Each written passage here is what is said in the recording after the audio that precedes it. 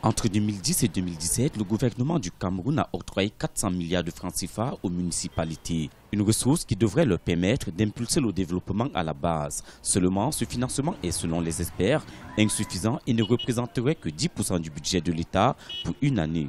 Ce montant de 400 milliards, on ne peut pas dire que c'est suffisant.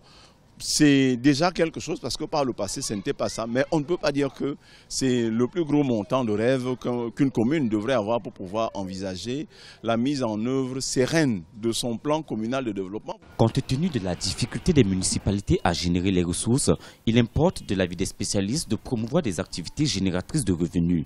Toute chose qui ne pourrait néanmoins se faire sans la participation des populations locales. Les collectivités ont donc intérêt à se tourner vers la transparence et la reddition des comptes pour espérer bénéficier de la confiance des bailleurs de fonds autres que l'État et ainsi contribuer effectivement au bien-être des populations. Il faut donc une décentralisation à 100% qui permet aux entités ainsi décentralisées d'avoir une décentralisation financière et une autonomie de gestion, une autonomie de mise en place des procédures et des procédés pour arriver à trouver les moyens qui leur permettent de vivre.